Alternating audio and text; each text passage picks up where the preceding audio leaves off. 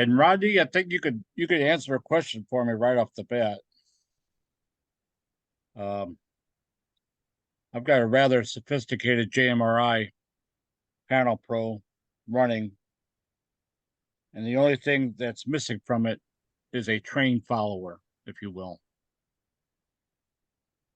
I know Layout Editor in JMRI will do it, and it looks like they're developing it for the control panel editor, which is what I use. And the only reason I would convert over to CATS is just to have the train follower. But it's an awful lot of work. I've got my panels right over there. It's 3 computer panels, and the layout is 30 by 60 and 6 levels high. So it's a lot of redrawing. And I'm wondering if it would be worth going to CATS just for that purpose.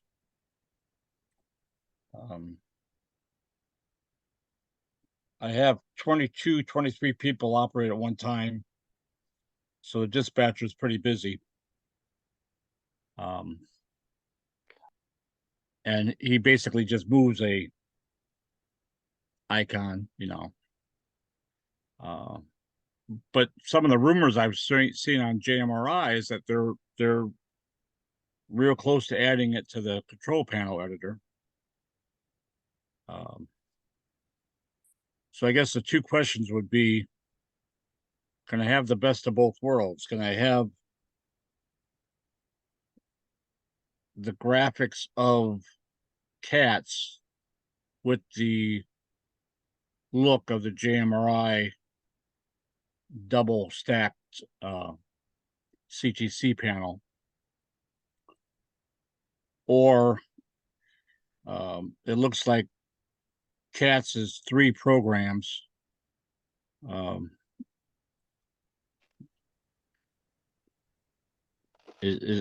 have you heard of anything going on with JMRI with the train follower being developed?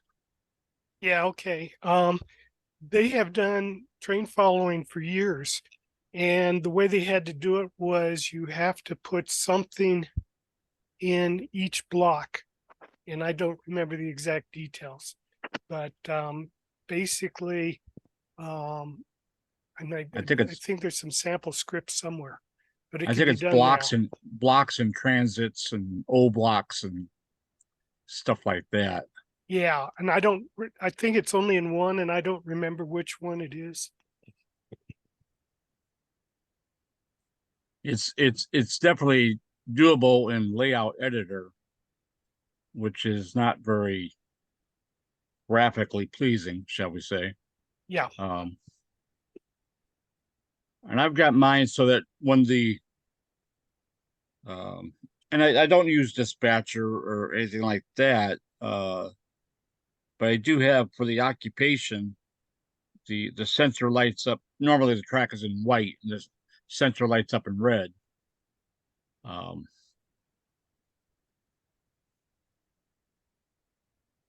right, well, it looks like I might be having to go to CATS if I want to have this done.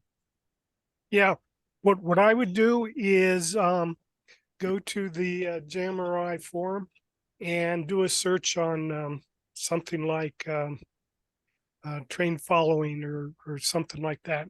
And it didn't sound like it was very hard to do, but you got a lot of blocks, so it's going to be a lot of things that are going to have to change. Yeah, there's a lot of blocks. Yeah, it's about 1,400 feet of track, so it'd be a lot of work to change over, but okay. But I'll listen to the open forum on the CATS and see what we got going on. Sure.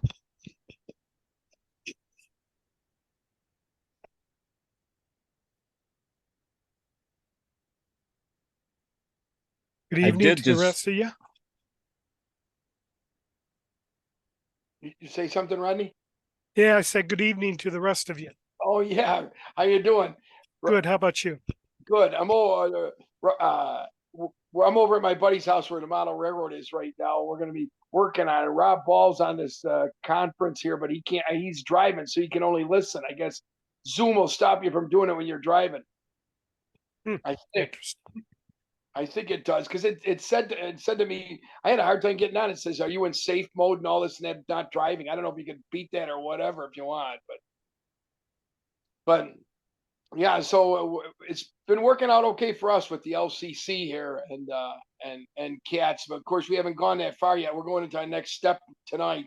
We're working on another section, getting it starting to get cut in. The railroad's gonna be divided into 6 sections, so we'll be working on that, and we'll let you know if we have any trouble. But it's been pretty good so far.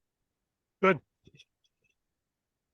Um, I'm trying to think of what was said on the cats forum there. There was a discussion going on that you were involved with and somebody else. It was I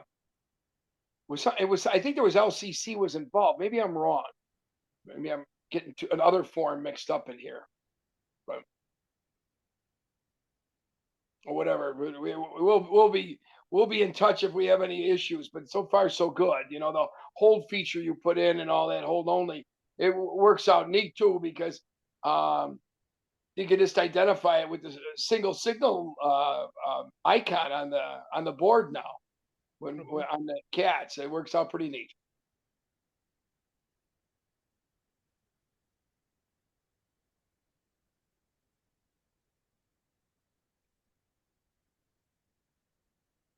Where's that layout you're at, John? Is that your own personal layout, or Yeah, Syracuse, Indiana. you said there's By 1,400? about 1,400? 1,400 feet of track. Yeah. Oh, that's quite a bit. HO? Yep. I can maybe show you the Oh, it's whole, pretty cool. the whole, where we at? Yeah, I can see quite a bit of it behind you. Yeah. Yeah. I model from Dunsburg, California up to Portland, Oregon, and then from Portland over to Spokane. Um, the lower part, well, it's called the Burlington Southern. It's basically a short line controlled by the Burlington Northern and the Southern Pacific. It's basically the Siskiyou line, uh, like what Joe Fugate and Bruce Chubb do. Uh, and then from Portland over to Spokane, that's the top level. That's owned by the Burlington Northern. The latest addition was the Spokane staging area, and it used to be real small, and now it's well over 30 feet long. It's a big loop up on top above me, Okay. and it's becomes 4 tracks on a loop, and each track can hold 3 25-car trains. Um, the old Spokane staging was too small, and I decided to make it bigger. Okay. Huh. No, and so you're going to be trying. You're going to probably put in cats, or Well, I was just talking to Rodney. I might put in cats. I've got JMRI on 3 computer boards or 3 computer monitors now. Um, but we run 47 trains during an operating session, and my poor dispatcher gets inundated pretty quick, and he has to move the icon along. Uh, so I'd like to have the train following system, and that's what intrigues me about the cats. I got fire my computer back up here.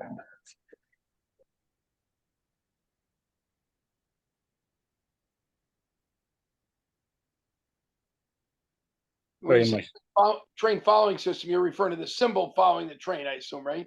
That, Yeah. I don't know. Let's see if I can.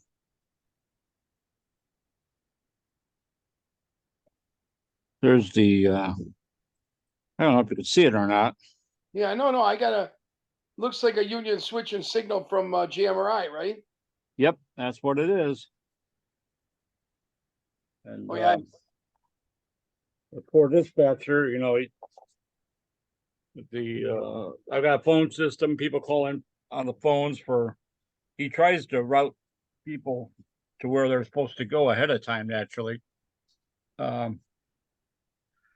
But we'll have 22 operators in here sometimes, and it's a lot going on, so it's very easy for him to lose uh, sight of what train is where. There's block detection on it, and the track lights up in red when it's occupied. Right. But it'd be nice if it lit up with the train symbol on it. Oh, yeah. I love the way Cats is displayed. Like I've told Rodney Black before, that it's better than a lot of prototypes, in my Yeah, opinion. yeah, probably. I mean, I started this in 2008, and when did you develop Cats, Rodney? I started in about 2003. Okay, so I should have started in when I built the layout. I didn't know about it. Yeah, well, it was pretty quiet till about 2006. We went to the Cincinnati National, and that's where I gave a talk on it. There's a guy right down the road, Bill Heath. I don't know if you know Bill, but he has he uses Cats somehow, uh, but he has an actual built up CTC board. Uh, but he uses Bruce Chubb's system, and somehow he's got Cats incorporated into it uh, to light, detection and to set routes. Um, he clicks everything along and hits the code buttons. And I think the Cats software is just as a double check to make sure that he's got the right switches and signals thrown. Sure.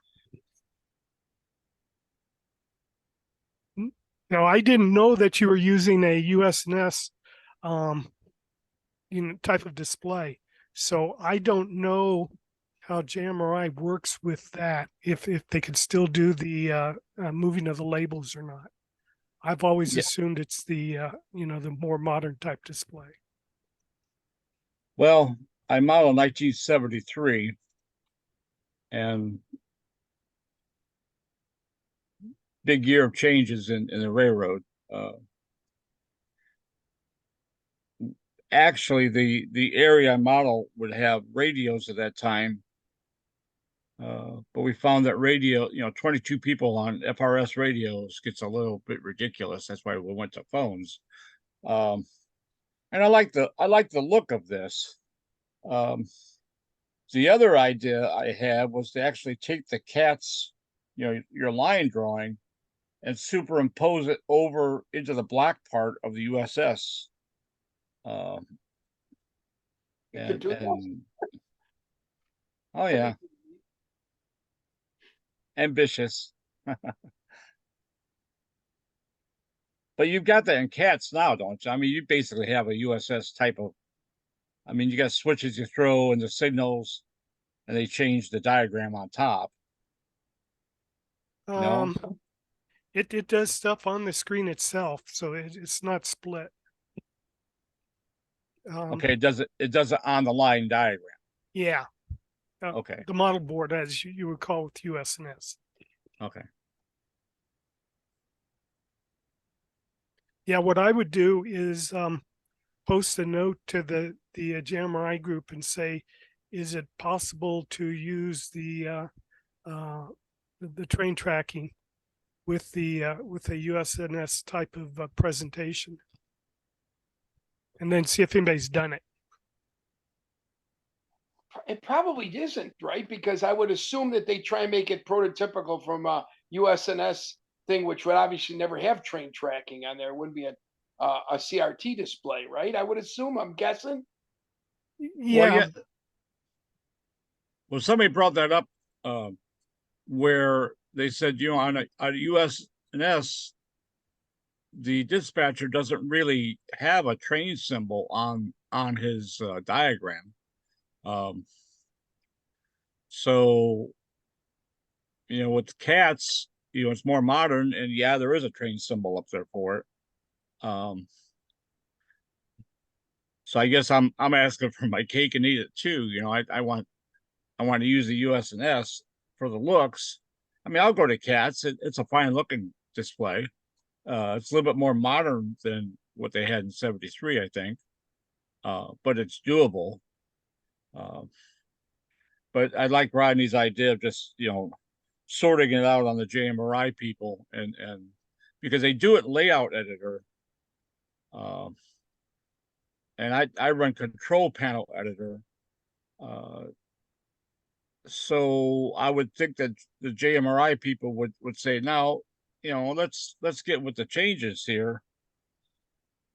I can do almost everything else. I mean, I've got signals I can throw and align and hit the code button, and uh, I've got what they call logics where especially for routing into the staging areas or through the interlocking behind me through Wishram, Washington. You hit one button for the route, and, it goes on through.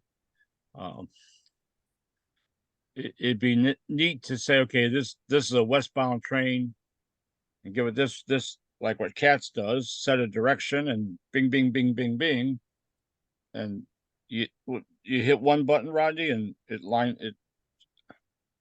It's two or three. more like 2 or 3, but yeah. Yeah. So I mean that'd be acceptable. It's just that all the work that I put into this JMRI panel, I hate to Oh, walk away from it. No, I understand it's the previous investment trap. Yeah, yeah. but the information, can't you save it and just you switch back and forth between cats and what you've done there? I mean, and not get rid of it? I would assume you could, right? Oh yeah, sure. Yeah, yeah. What if we decide to download it? It seems to me like I'd give cats a try, but you retain everything else for nostalgic purposes. So you work so hard on it. Well, this panel too, I mean, it gets revised constantly, and I've changed the plan after the panel went in. And I think that's like on revision number 40 on the panel, because you constantly, Are you changing your and I train? try to make it bulletproof or idiot proof. But I've got some of the world's best idiots. I mean, they can find a problem. They're good beta testers. My I do backpacking, and my brother-in-law loaned me a backpack. Oh, it's about 30 years ago now. I destroyed his backpack on the Appalachian Trail. He says, "My God, John, you'd be a good tester of equipment." And now I know how he feels. Where you lay it out and you think it's good, and then all of a sudden people are wrecking stuff, and not just JMRI, but the layout too, naturally. But that's part of having you know operators come over and having fun. No, that's all right. Yeah, it sounds Yeah. good. It sounds like fun. Well, what I'm kind of thinking is just do the cats uh, on the laptop here, um, and keep that completely separate. Uh, let's see. It's not Cats isn't dependent upon, from what I've seen. I know the answer. It doesn't matter if you're NCE, Digitrax, or anything like that. No dependencies in that respect. You still use block tables and turnout tables, or turnout tables at least. Um, they are hidden in the background. You can get to them, but you don't create them directly.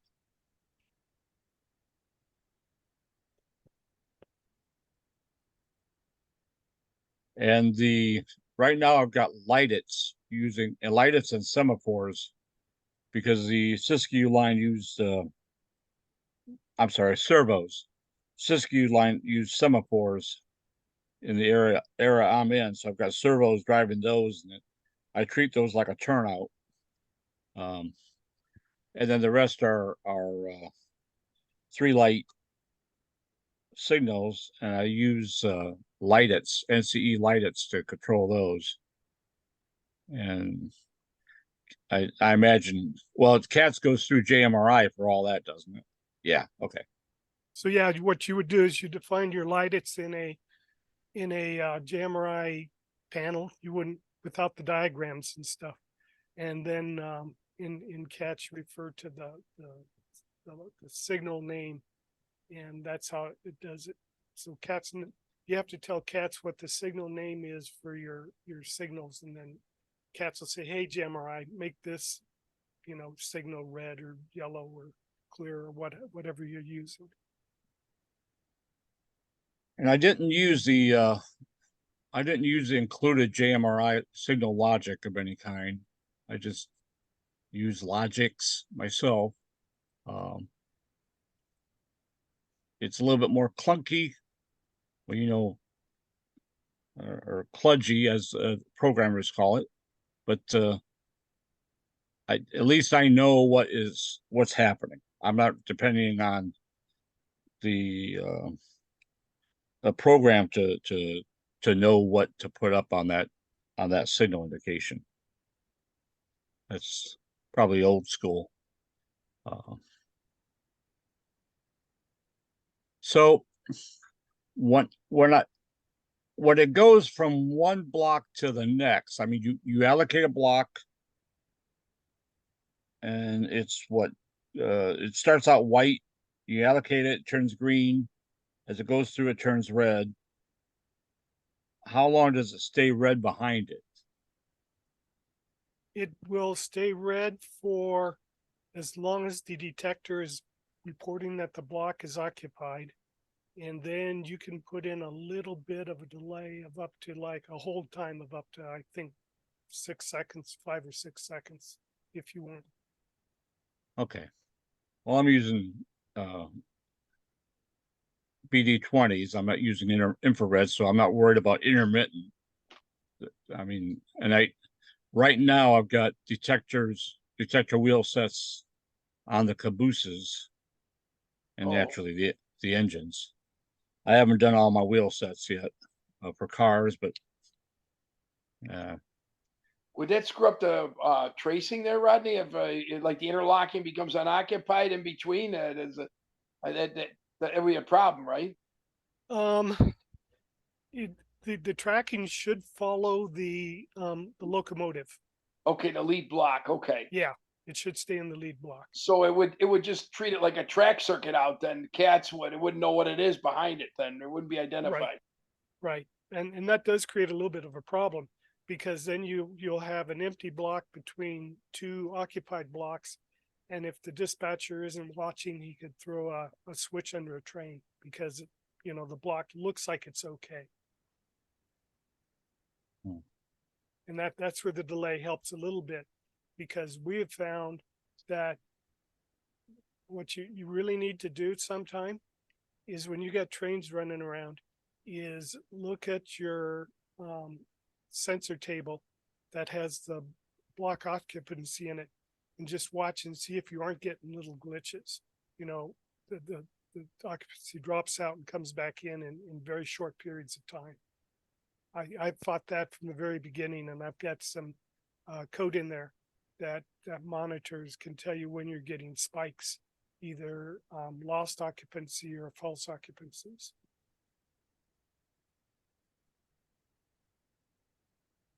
Well, John, you probably have that problem just on the USNS machine, right? If you're going through it, is your railroad single track in that area with the CTC, or? It's mostly single track. Usually the detection is pretty good with those BD20s. I go through it. The feeder goes through twice on the BD20 through the Torrid, and it gives pretty reliable. If something's in the block, it shows. And for the longest time, I didn't have anything even in the cabooses. We just went off the engines, and I mean they're not. I mean they're not going that fast that you have to worry about it. But Well, what like, I'm saying is, I'm just saying, wouldn't you have trains bridge interlockings quite often, where the head ends in one block, the body of the trains through the interlocking not detected, and the cabooses in the other in the rear well, end? but most of the interlocking is still part of that same block. Oh, that might be a problem then with some stuff, right? How do you do that? I mean, the signals. You see, you're saying the Oh, interlock. I cheat. I cheat. A lot of guys, they'll have a sensor right at that signal, and it'll drop as soon as it goes through the signal.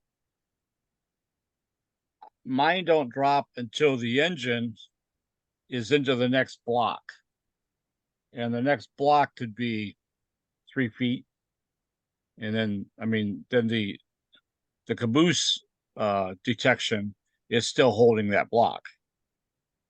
I got you. I understand. I know what you're talking about. Yeah, I Okay. Uh, know exactly what you're talking about. I don't know. You can't even. Can you even set up cats like that, Rodney? I don't even. I mean, I always considered interlocking a single block because No, yeah, I think that could be a real problem. Particularly where it would show up. Okay, if you've got on your current system, if you have blocks, I'm going to say if the local block is occupied, and then you have an empty block, then you have the caboose block, that will cause a problem, particularly in something like route stacking. If you want to stack a route such that when one route clears, then another one automatically kicks in, the computer will see that intermediate block, the middle one, go unoccupied. And at that point, it's going to try to start throwing switches to run another route through there, which would then be throwing switches oh, under your train. okay. What I've got is say a simple crossover. You got two parallel, and then you got the crossing. Mm-hmm. Uh, this on this side of the switch and beyond the switch is all one block. The gap is between the Mm-hmm. crossover. Um, so it shows up. It shows up as occupied on that switch because that's all one block. Um, I don't know if that's going to cause a problem with cats or not. It probably wouldn't. It wouldn't, would it, Rodney? I mean, it's slower to release a block.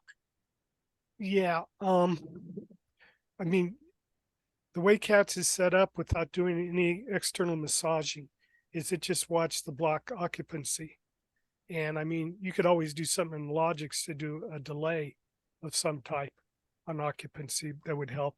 But right out of the box, then again, if with your current system, if you see one block occupied, then one not, then one occupied, that sequence, you got a problem. And the only way to solve it would be to, for example, the best way to solve it would be put the resistors on your wheel sets. Yeah.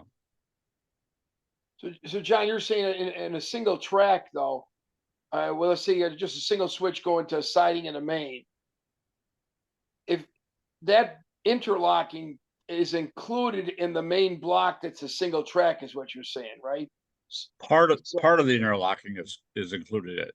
Say it's a you got say we're gonna have an X. We have a double crossover.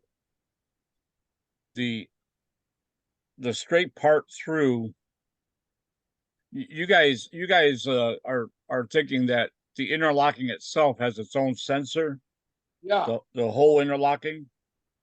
right. I don't do that. I've just got part of this part of the interlocking is on block A, this part is on block B, and that keeps it from dropping out. I mean, it's always occupied if it's going straight through the block. And even if it crosses over, okay, it's coming off of A and it activates block B, A and B are activated. There's no gap in between them. There's no, uh, I guess it's not really an interlocking, if you will. Uh, But I'm thinking with cats though, Rodney, wouldn't your system lock it out if like it's overlapped with a switch, the block? It does it wouldn't it I mean, if you pull up the interlocking and it's part of the same block as the interlock, the block and the interlock in one block, it would prevent the switch from being thrown, right? You could because it would show an occupancy, right? How would that be? Yeah, yeah. If a block is occupied, it'll lock out switch movements. I'm more concerned about how long your blocks are, um, because if you have a train that's longer than a block, then it's going to hang out on several blocks, right?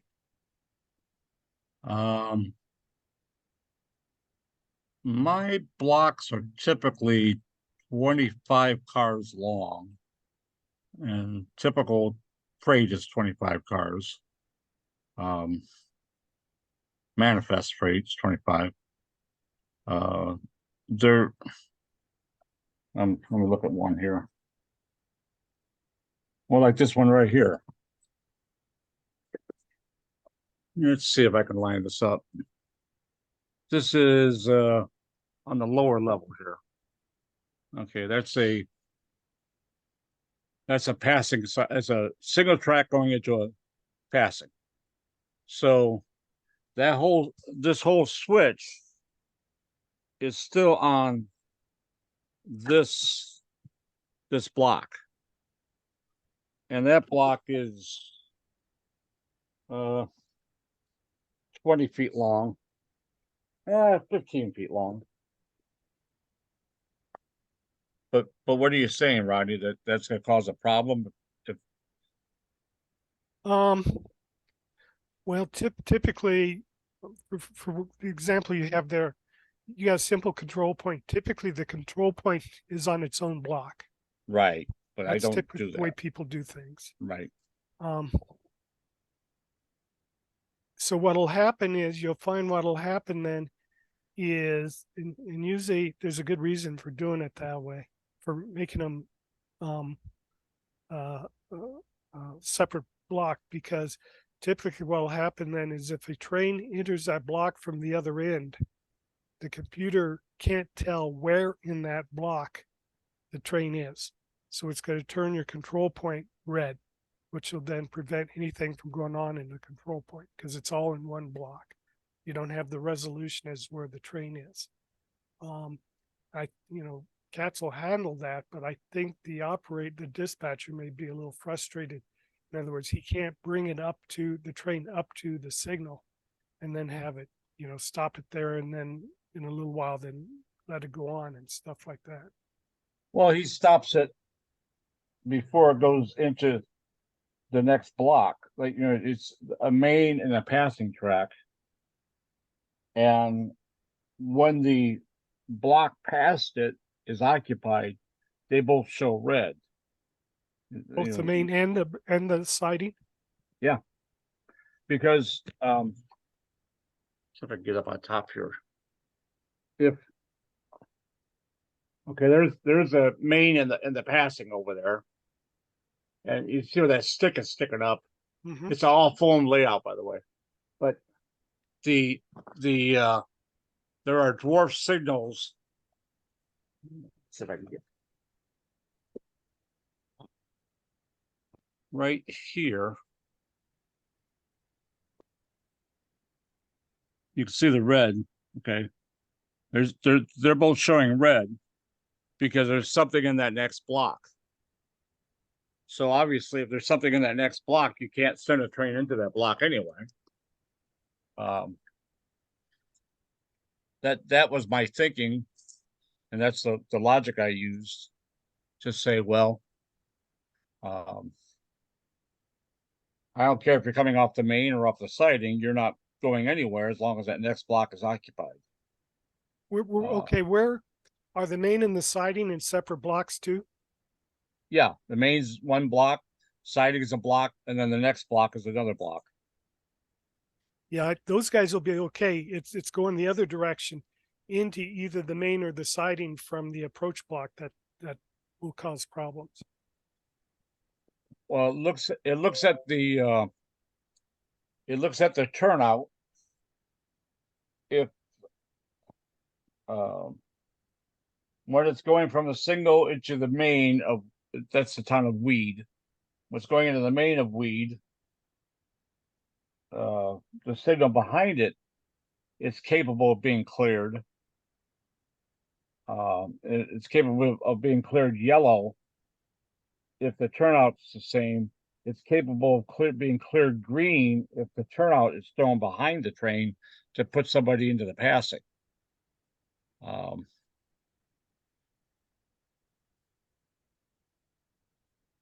So, yeah, I was Okay, saying, okay. Let me try a situation like this. okay. Okay, you got the turnout set for the main, and a train is approaching the turnout from my view, your right hand side, the Yeah. approach track going into the control point. Okay, the dispatcher releases the train into the approach track. He gives him a a green signal or yellow or something. As soon as that train hits the approach track, that approach track becomes occupied and the switch becomes occupied. Now, the train's moving along and the dispatcher says, oh crap, I want to put you in the siding, not the main. He can't do it. And the reason he can't do it is because the turnout is occupied. Even though the train isn't sitting on it, the computer says, I don't know where the train is. It's occupied. I can't let you throw the turnout. Correct. That's the downfall of it. Yep. But it also keeps me from having to put a detector, a control point on each switch. And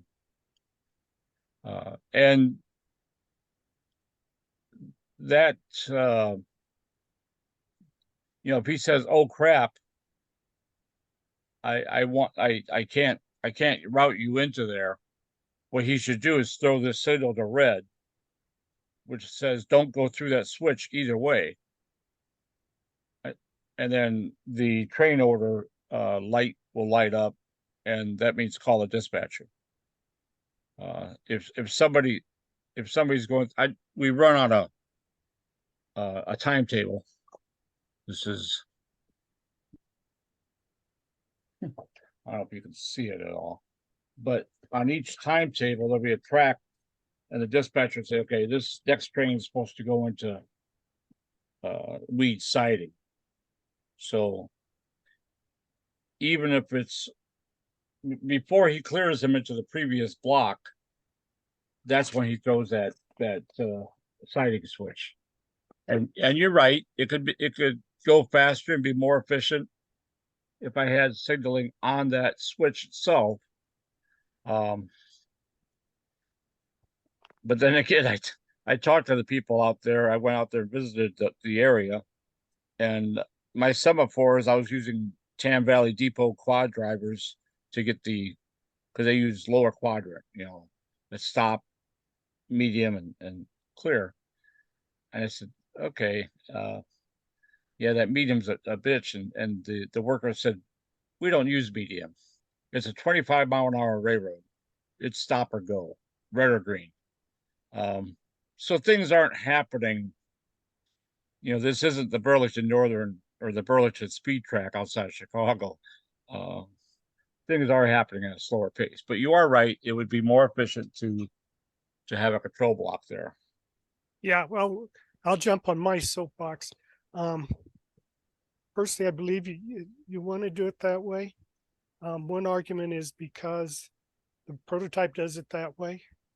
And another argument is that what's the cost of a detector, either optical or electrical? And it's less than a boxcar, a brand new boxcar.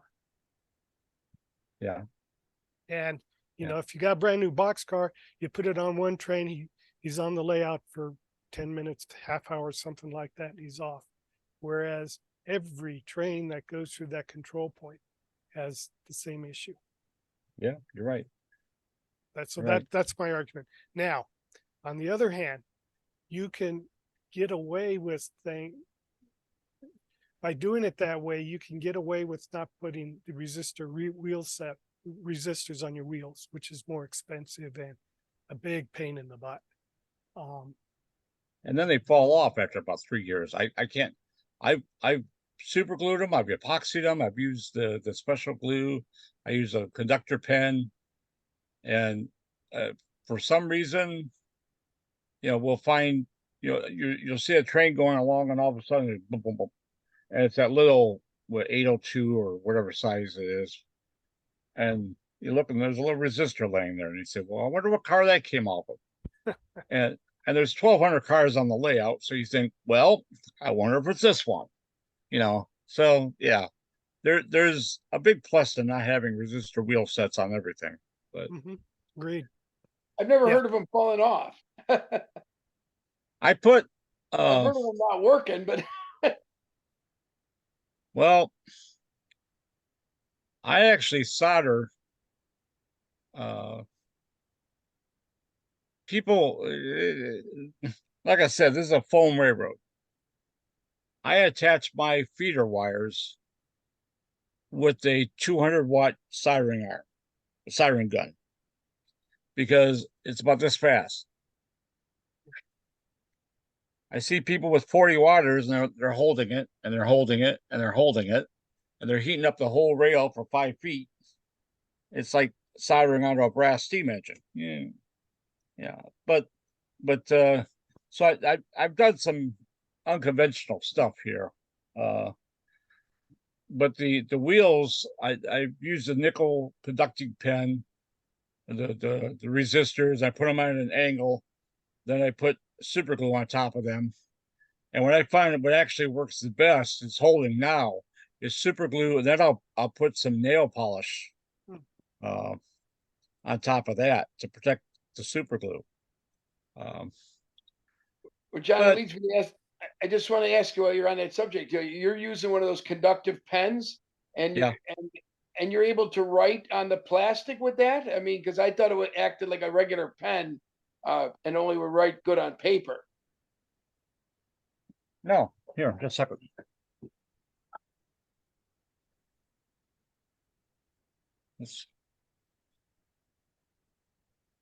Oh, that's my new one. Nope, there we go. So, oops, nickel conductive pen, and it's you pump it up. Where am I at? Okay, you pump it up like a laundry marker. I don't know Okay. if you guys were in the service, but you used to have to stencil, and you chicka, chicka, chicka, to pump it up. You put Yeah. the you put the little you put a little daub on first off, you scratch the axle, and you scratch the inside of the wheel to give a little grip, and then you take your tweezers and you hold that on there. Then you take this and put it on both sides, and then as that's drying, you hit it with the super glue to hold it. So, but you're saying a conductive pen, there's nothing to do with plastic. It's all metal wheel sets.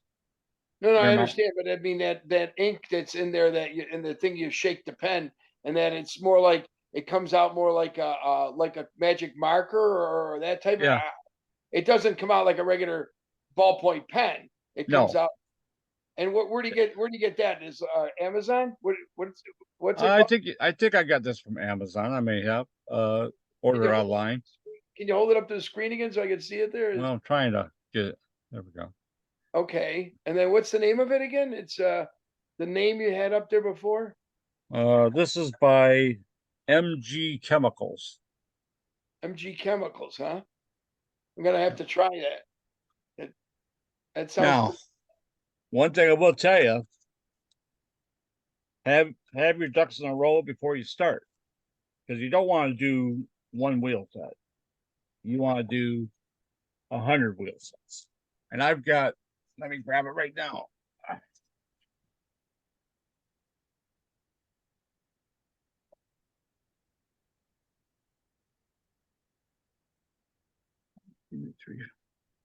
I do 20 wheel sets at a time. I put them, there's a piece of foam, Okay.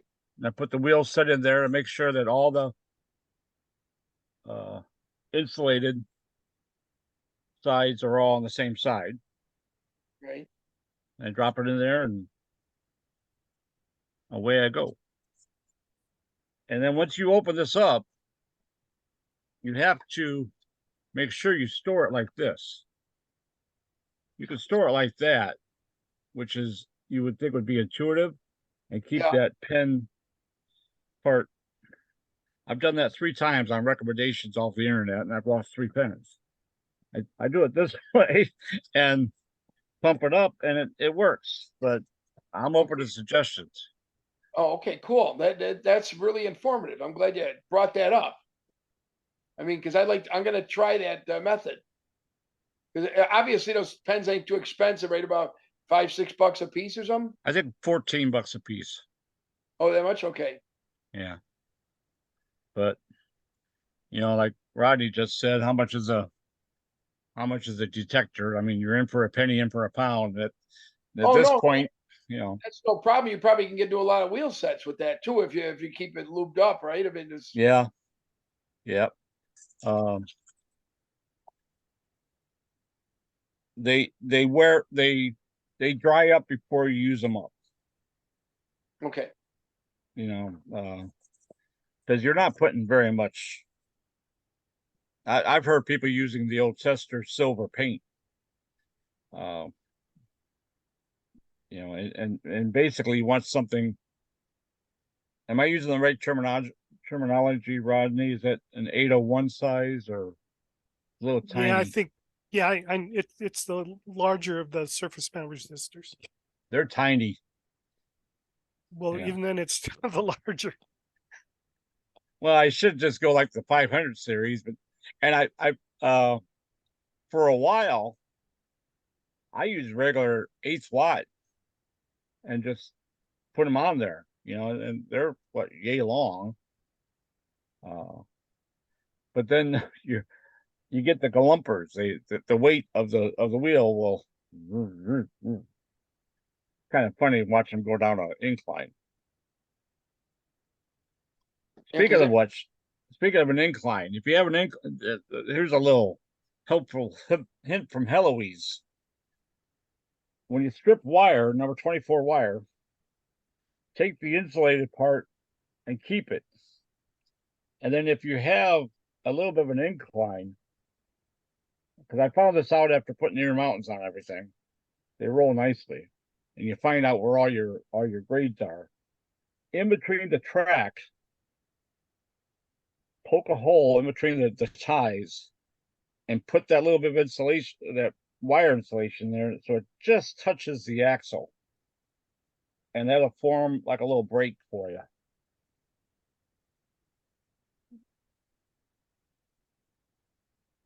because we were using the 10th-watt resistors, the little chips, and they seems to work when as long as I get the ink on right or the paint, the conductor paint. By any means necessary. I like what I just saw of one of your uh, clinics. We'll fix it in the software. So, you know, just whatever you gotta do. Whatever you gotta do. Well, that you can't fix in software. No. Yeah, Although we've been working on, people have these uncouplers in the engine, and they raise to uncouple, and they got a little wire and stuff. We came up with an idea of putting, and I built one. I tore it off, of putting a long rod on a servo inside of the caboose, and that goes down, and so to set the brakes on the caboose, and you put a lighted in there because it just goes around, or any kind of mobile conductor, and stick it down into uh, the roadbed, and it works fine as long as you don't have it ballasted. As soon as you ballast, it doesn't really hold. I just realized I'm talking to two Rodneys here. yeah. I keep That's saying you. Rodney. Kentorski. Okay. And Rodney, you're Rodney Black? No. Yeah. Yeah, we're no relation. I don't know where you guys are located. There's a town in here in Indiana called Winnemac. And I was working with a guy back when I was in construction. And for lunch, we went to this garage or this mini mart. And the guy was taller than me. He was brown eyes. I've got blue eyes. And we walk in, and the clerk behind the counter goes, "Boy, you could tell you two are brothers." And we did not really like each other that well. We just turned and we're laughing. No, we're not brothers. And she said one of the best things I've ever heard. Are you sure? And she was serious. Winnemac is known to have a few hillbillies. So, if you get divorced, you can still be brother and sister. But yeah. So where are you guys out of? Who's I'm, where? I'm out of right out of Buffalo, New York area. Okay. Suburb of Buffalo, New York. I'm a little town outside of Boulder, Colorado. Okay. We made the news a couple years ago with the Marshall Fire. The March of Fire? Yeah, there was around Christmas 2 years ago, 3 years ago. There's a big fire that went through here. Oh boy. You didn't get nothing damaged, did you, Rodney? No. In fact, we didn't even have smoke damage. We were evacuated, but we were fortunate. Interesting enough, the next spring when I went out back, I found some, I guess you'd call them charcoal briquettes that were limbs about the size of a tennis ball in our backyard. Wow. So the wind was blowing about 100 miles an hour, and it's one of those weird things. We live about a mile and a half from the edge of the city where the grasslands and stuff are. And I fear there's absolutely no way in the world that a fire is going to get to us. It's got to burn through a mile and a half of residential area. But the thing you don't realize is that if you get a fire that overwhelms the resources of the fire departments, it'll get you. Hmm. Yeah, like those fires in Hawaii. Yep, exactly. We vacationed down in Wares Valley, Tennessee a lot, which is near Gatlinburg. And we pulled out one time and we got out the day before the fire swept through it. And it just swept through like when they say something moves like wildfire. I mean, we could see the fire, the next valley over or next mountain over. And we thought, well, it'll take a while. And about an hour and a half later, it was coming up our mountain. So it moves. Oh boy. So are you near Greeley? No, we're Greeley's about an hour drive away. So we're Okay. If you look at a map, there's Denver, and then northwest out of Denver is a road that goes to Boulder. And so we're just off of that road that goes to Boulder. So Greeley's, like, say, off to the northeast. Northeast, right. Okay. We're almost on the foothills. So a good buddy of mine, and getting back to cats, and it dawned on me to once we said Greeley, he's been out to Greeley a few times.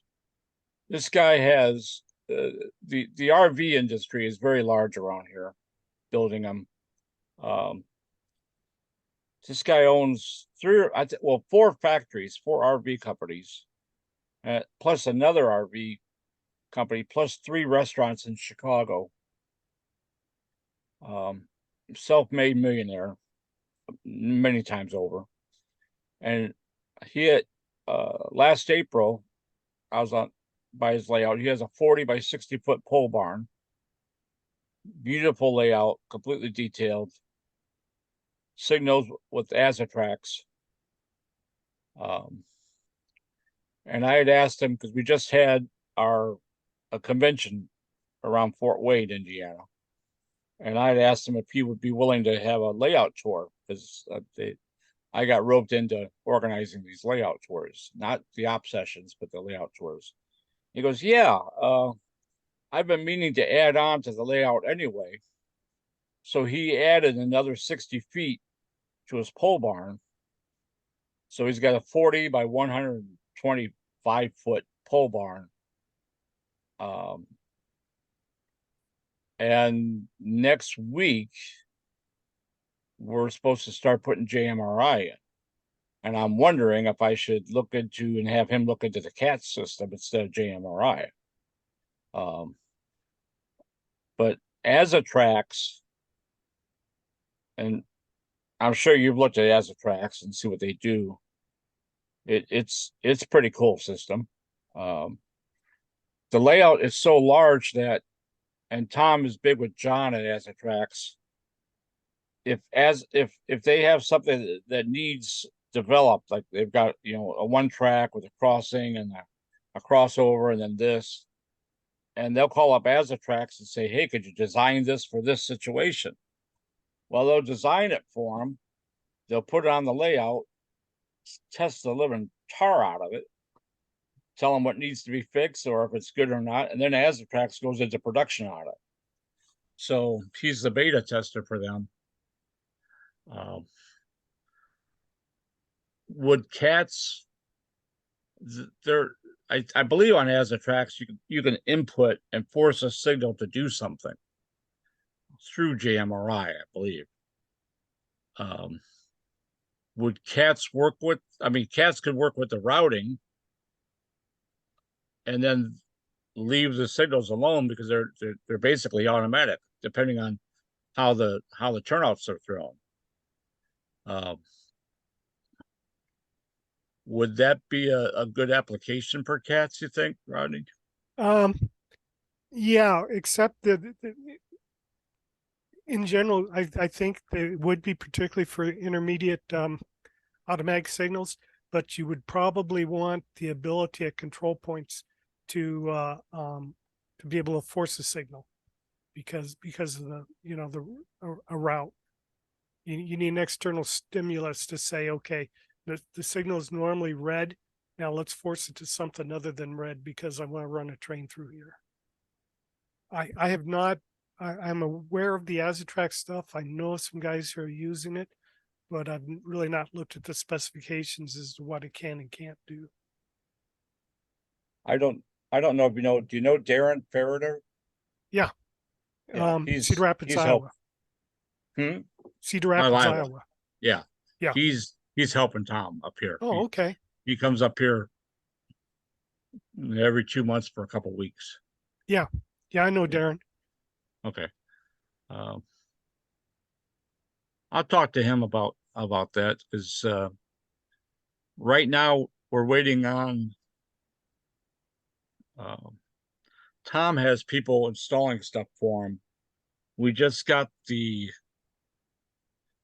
interface where he wants his dispatcher to sit and where the NCE is kitty corner, 60 feet and 40 feet. I'd have to do the math, but it's about 75 feet away.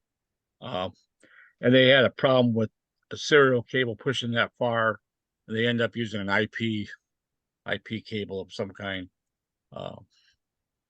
And now we've been waiting on a couple of the big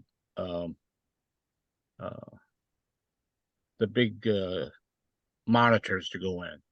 He's got monitors all over the place too, with cameras. So it'd be kind of neat to have the Azatrax running and have the monitors showing on the Azatrax what's going where. We also have to we're setting up operations because Tom was a lone whooper for a long time. And he came over to my house and said, "Oh my God, I like operating." He fell in love with operating. And he said, "Okay, this is what you got to do if you want to operate." And he does it. I mean, you should see his supply. He lays in the supply before he builds anything. There was 120 Atlas number 8s there and about 200 Atlas number 6s stacked up. I mean, it's just I think I have a large, thing going on until I look at Tom's, and it's like, holy shit, this is okay. Well, We're I'll have we're him look into Azotrack, so Darren will take a look we're at that. one of the books that I recommend always looking at is Dave Abeley's book. What Texas name ever Railroad interlockings. Railroad Interlockings and Signals. Have you Yes. seen it? You guys seen it, right? Yeah. Yeah, I've heard of that. Yeah. That's a good book. Yeah. That was a good basic explanation about a lot of stuff. Uh, Rodney, I thought of something I want to ask you about cats when you were designing it. One of the things, if we take a simple interlocking single switch, the switch when it's out of correspondence or in transit just flashes in the area of the points. In lieu of some of the prototype ones I saw where it would just show the route that you're requesting and would sort of like gray out the route that you're not requesting, if you know what I'm saying, right? And I just curious how you came about that design, because I know over at CSX for us and Norfolk Southern, I always see them. The route that's not being selected is grayed out, and Okay, the way I came up with that scheme was there isn't a lot of publicly available material on CTC machines. How they, the material tends to go into how they work and not what they look like. okay, So what we got was, I was very fortunate in that through a friend, we had a contact with a UP dispatcher. And this was in the days after the Rio Grande and the SP merged with the UP, they still had a dispatch center in Denver. And through this dispatcher, we were able to go down and actually watch the machine. So this was a Digicon machine. And my friend was allowed to videotape stuff. So he has, typically you go in a dispatch center and, keep your cameras off, keep them in the bag and stuff. But so he was able to videotape and he got some snapshots. So my user manual, so to speak, was this videotape of using the Digicon display. And what they would do is when the points were in transition, when they were moving, they would bounce between a blank and then both routes, blank, both routes. They would go like that. okay, And at the time I was doing this, I didn't know how real-time intensive this was going to be. So I just said, I'm going to blank it. And, I may come back and revisit that someday. So that's why it shows you no connection on the routes. okay. Yeah, because like I say, like on what I watch at work or whatever, or what I dealt with when I was dispatching, it was like I think Conrail used. It was like the route that was not being requested was like a darker blue, and then the route that's being requested was going white like the rest of the track, and the white would flash while the switch was in transit, and then stay steady once it got into the route, and then if you lined a signal over it, obviously it'd go green and then red when the interlocking was occupied. So, and so I was just wondering how you came about with that, because you can see it fine and all that. It seems good to me. But I was always thinking, boy, it'd be nice if the whole route was a different color or something like that you didn't request. Yeah. Well, I've also seen some systems where there'll be a block over the points that'll turn blue. And sometimes it'll sit there and blink. That's another way of doing it. Okay. And I haven't put that kind of flexibility, and you can specify what it looks like. It's good enough. If you ever do, we'll probably use it depending on how you do, so. Now, John, you were talking, we were talking about resistor wheel sets and stuff. I know of several layouts around here, and resistors falling off haven't been a problem. In fact, the layout that the CATS was designed for is an N-scale layout, and I don't know what the guy used. I'm sure he super glues the really tiny resistors. I was saying they're like 402s or something. I think they're about half the size of your 801s. But he would super glue them, and then he would use some kind of conductive paint. And the problem is he had to batch them, do them in a big batch, because after you open the bottle of conductive paint, it dries up in, a week or two and stuff like that. But our problem with N scale wheels has been sometimes they would dry and they would take the wheel out of gauge because it contracts slightly. Wow. We had a few like that, but in general, we haven't had any problems with resistors dropping off. Well, like I said, I've got the beta test of Cruise. They tend to slam stuff around, and I don't know if that's what's causing it. And I think as I described it, I also said it backwards. Yeah, I super glue them first and then use the conductive paint. One thing that I started doing was scratching taking a greeny weenie. I don't know, like a Scotch Brite, but it's a green. We call them greeny weenies. To just scuff it a little bit, and it holds the solder better. I also had some solder that I played handball with the reel. I threw it. It was terrible. It was I went back to, I finally found a Radio Shack that was still open, and I found a Radio Shack that had real fine, good solder. Flowed nicely.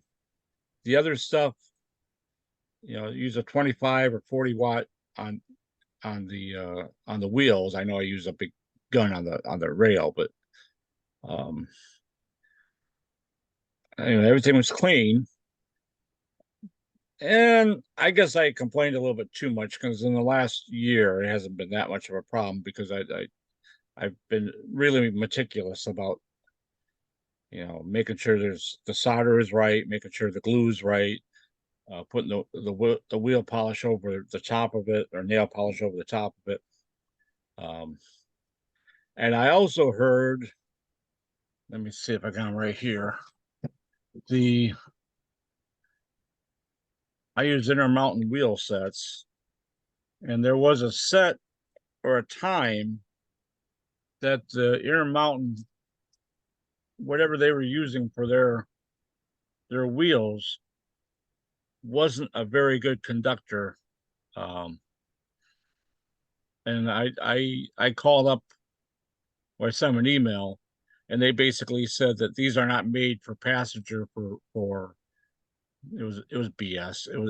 They're not made to conduct. They're not made to pick up and transmit electricity for a lighted car or whatever.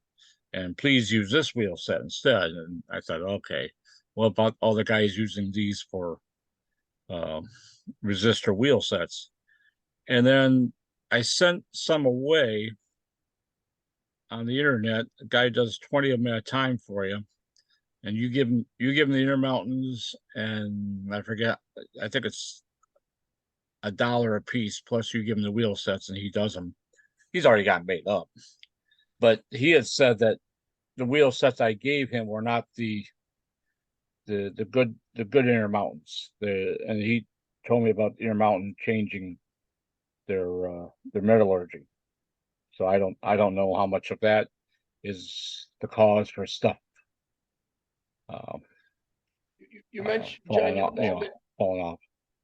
you mentioned that before you showed me that ink pen, but then you mentioned soldering. You tried soldering on the wheels from the resistor? I've done that too. Yeah. Really? Because I've only heard of people using different types of paints or conductive Yeah. glue or stuff like that. Different tries at that. Well, I put a bead of solder on the axle, but you got to be real quick so you're not melting that little insulator. I'll put a bead of solder on there and then put that on there. And one thing, it keeps the where are my wheels at? Where are my resistors at? It keeps the resistors from having too much of an angle. Okay. They tend to flat. Let's see. we all say here.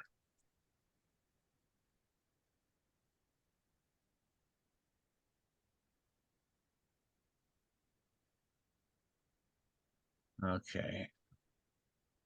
Okay, so normally, let's see, that's the, okay, over here, everything was reversed, so it's kind of hard. This is the insulated. But normally when you put it on there, it's at quite an angle. Right. And if you put a little bead of solder right here, you'll flatten it out. And one side is square, more square with the back of the wheel because it's not at an angle. Okay. And then the other one has a bed that it just sits down into. And you can heat the solder back up and try to get that to set. That's about when I use the nickel pen. I'm only using the solder just to give it a little bit of height. Okay. Hmm. Yeah, Any- I'll mention that on the N-scale railroad, we only use Intermountain wheel sets. And part of the reason for that is I worked for Intermountain for about 8 years. Well, did you hear anything about them changing? These are from China anyway. Yeah, no, I didn't. I know we had problem with on some of the locomotives. They didn't when we call it form the axle points very good, and they were getting rusty, and that was causing the some of the HO scale locomotives to make noise. But no, I hadn't heard anything about metallurgy and soldering. So I don't know. I mean they're calming down. But like I said, when you got buku 100 cars on the layout, it's kind of hard to keep track of them all as to what's got what. Um, I still have a couple. I mean, I'll go through them about every 2 years, 3 years, and I still have a few cars that have plastic wheels. You find them and you think, well, how did that happen? I know I've gone through them, but Yep. Really? Yeah. Now you say you've got semaphores. Well, on this N-scale layout, we started with semaphores. So CATS was designed from the beginning to support semaphores as well as light signals. I've got one I'm moving.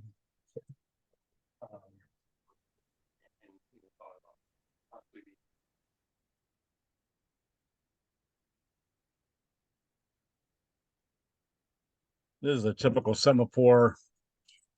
I got a little 9-gram servo on the bottom of it. This is an old one. This is where I used a separate power supply for the lights. Now I just go across the black and red. And this one you can see it's not stable anymore because it was right on the edge of the layout. So I put I put plexiglass up, and they broke the plexiglass glass. So now I'm moving it, and this is one of the ones that's pre-standard. Now I standardize on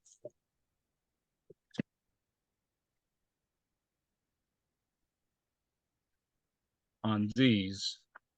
Just I just cut with a hole saw without the drill in it, and then mount it there. That hole you see on top is for the actuating wire.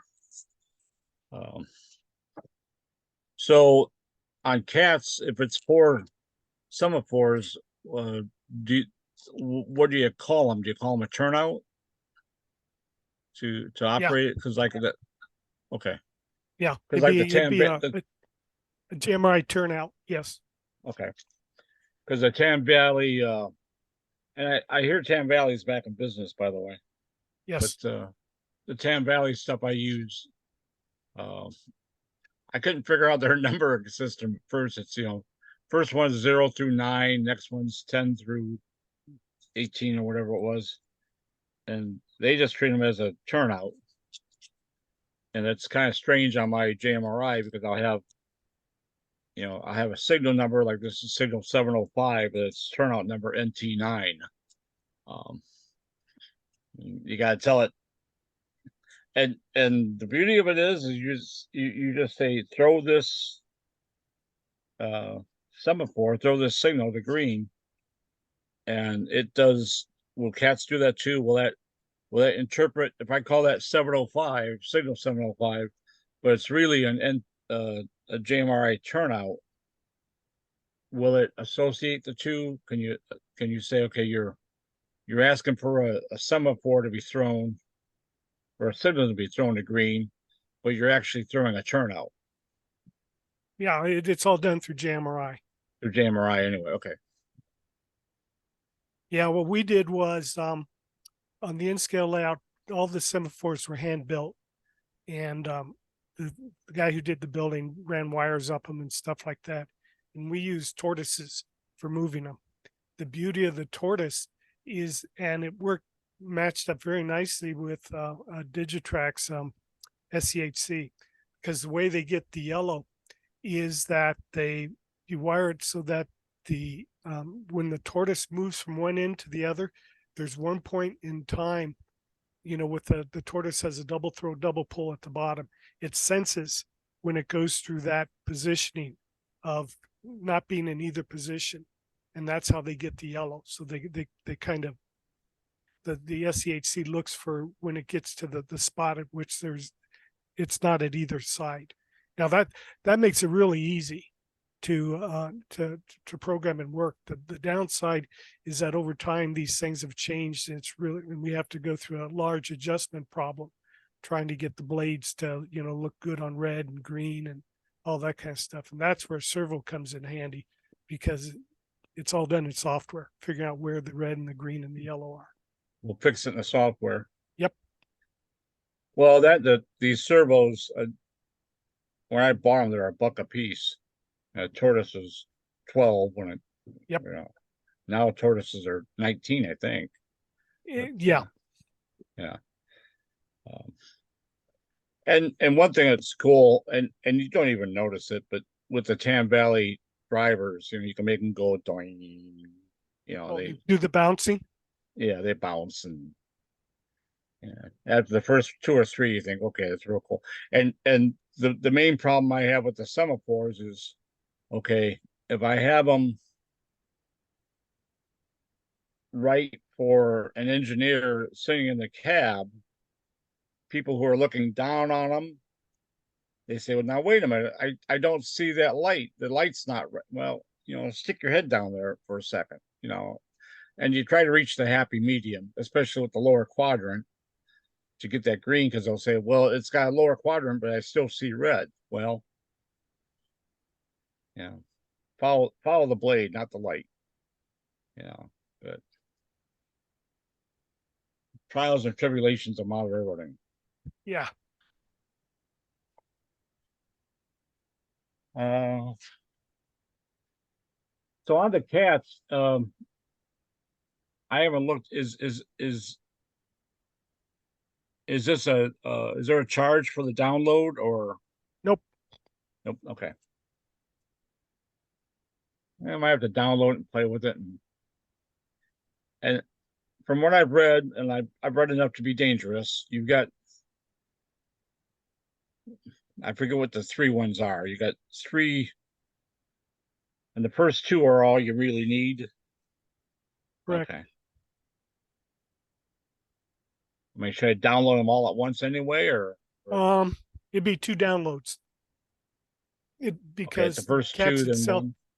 Cats itself has the designer program, which you use to draw the layout, and then the actual program Cats, which to run the layout. And the other one is called train status, which gives you information on the trains. It's like a yard master sheet or something like that. Okay.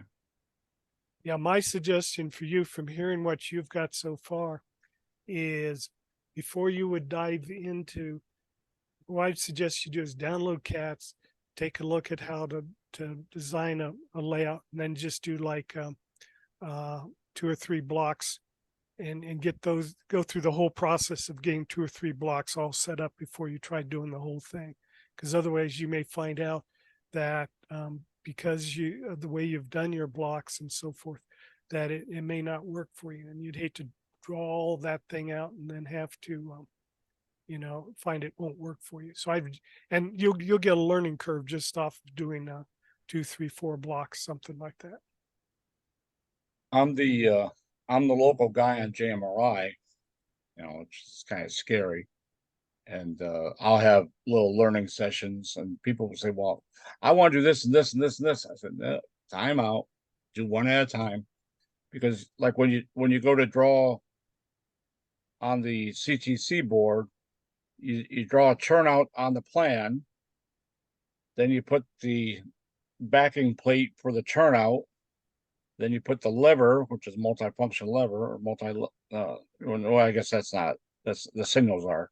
But you put the lever on, then you put the red light, the green light, and it's 1, 2, 3.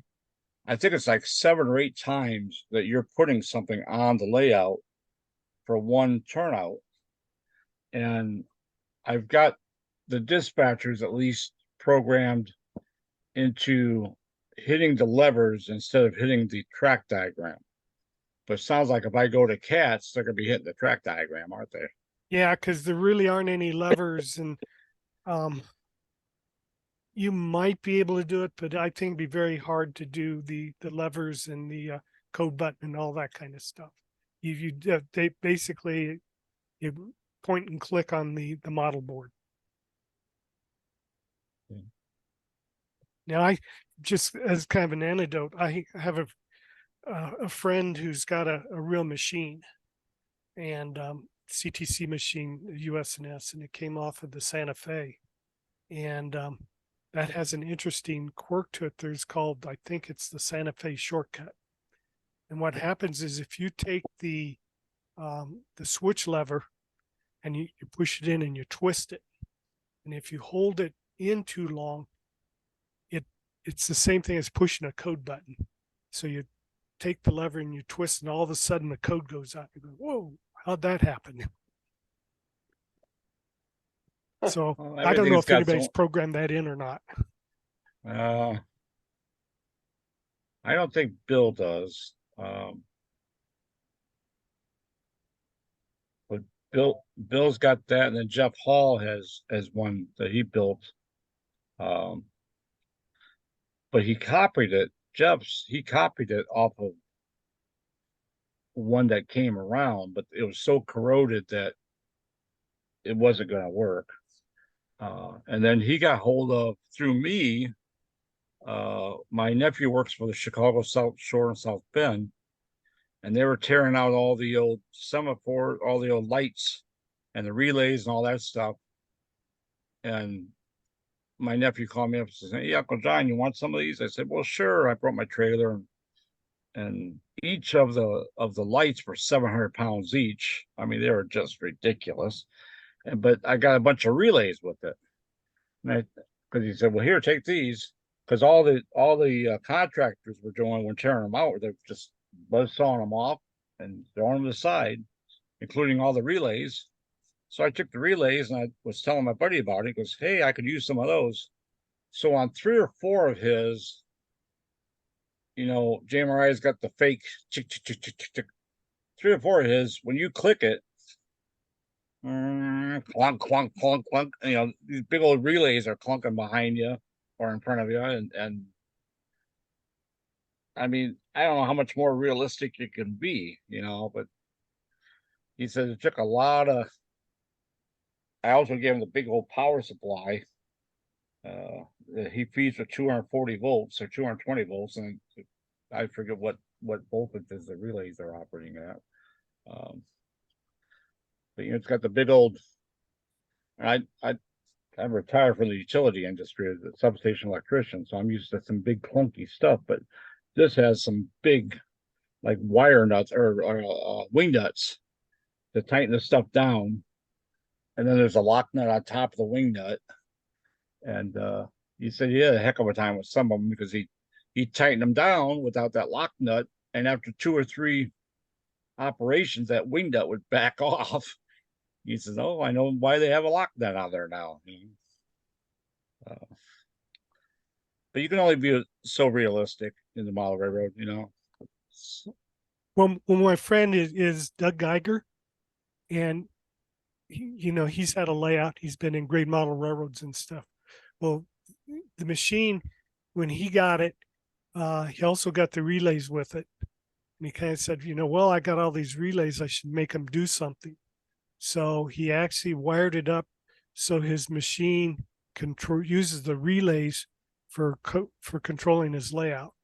And then because these relays are 50, 60 years old and such, he runs Chubb's CMRI in parallel to him, because you'll be sitting in there and you'll be twisting knobs and pushing code buttons, and you'll hear the clickety clickety click, and then pretty soon clickety clickety click, and so he then has to turn off the relays and run it off of a CMRI and do an artificial clickety click. We had like I said, I worked in substations. We had some 345 kV breakers that used SF6 gas. They'd be immersed in SF6. The contacts would be, and then as they open, they get a puff of this SF6. It's called 6 seconds to death because if you breathe it for 6 seconds, you die. But one of them was like that, and they're 3-phase. I threw the switch one time. I heard that and the third phase hung up. So I was opening up 2 phases of a 345, and I'm like, oh God. And then kabang! The fireball itself opened up the switch, the motorized switch. We went out there, we're like, oh God, what blew up? You can always tell by a certain sound, something ain't right,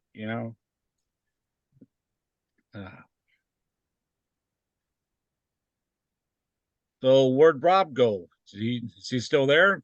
Hey, he's downstairs, and I'm over at my buddy. He was the guy that walked in behind me, and then I figured. Okay.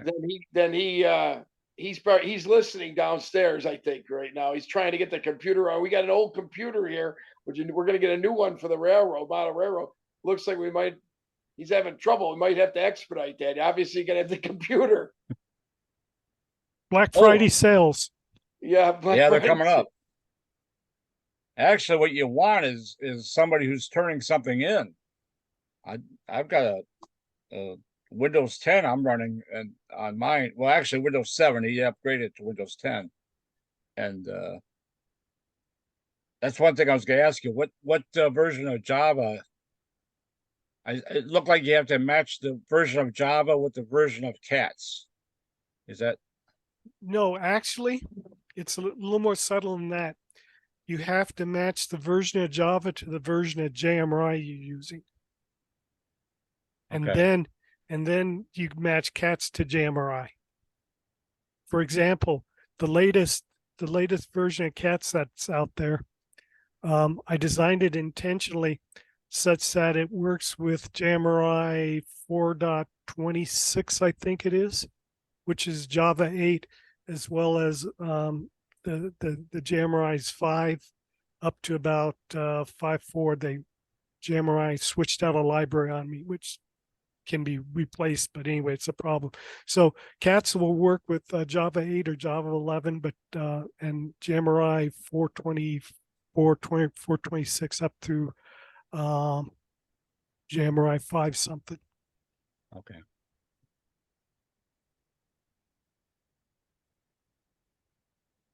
I'll be right back. I want to go check my. I think I want to look at my. I know the job is old. I want to look at the JMRI. I think I'm still 2 point something. That's old. It's old. Let me go over and look.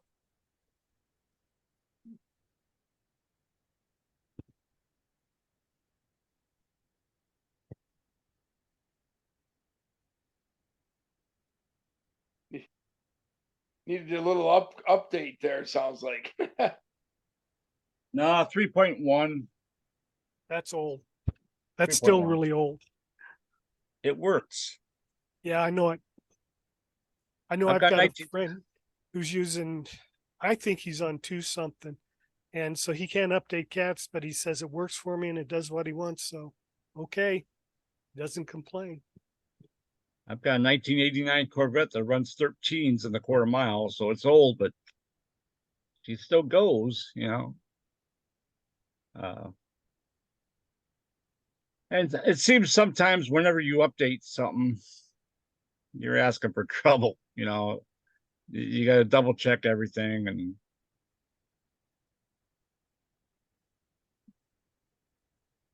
my NCE, I think it's 2007C, which I think is the current. And they're coming out with something new too.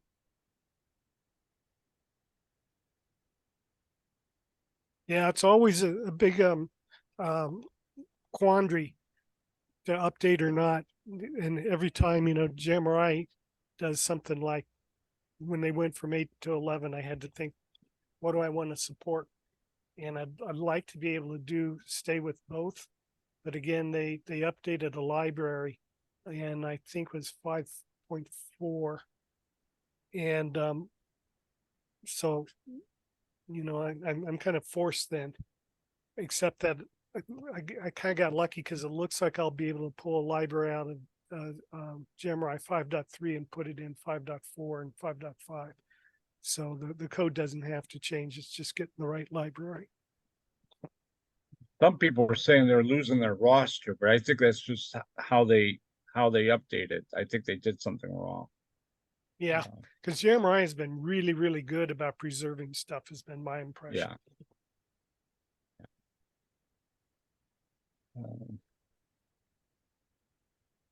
Oh, okay. I think I'm going to get going here. I'm going to go down and go to work. So good talking to you guys. I enjoyed Yep, this. good talking to you too. Yeah, you too. I think I'm gonna sign off too. So Yep, it's about dinner time for me. Dinner time Oh, yeah. because it's what there, Rodney? 6:35. Yep, you got it. Yeah, okay. All right. We're 8:35. John, you're in Central Time Same or as you. Same as me. Eastern. But Eastern. Okay. this Sunday we fall back. Yeah, isn't that? I wish they'd get rid of that. Well, I hate that. Indiana split, there's 3 or 4 counties where I grew up that was on Central Time. And I didn't mind that. What I don't like about us being on Eastern Time is kids in the morning, 7:30 in the morning, and they're getting on the bus in the dark. Yep. Well, give them some safety vests and flashlights. That's a cheap fix. We're all set. Or set them on fire. Yeah, either one. They both work. Oh, okay, guys. We'll All right, see you guys. later. See ya. Take See you. care. Thanks. Bye-bye. Bye. Bye. Bye.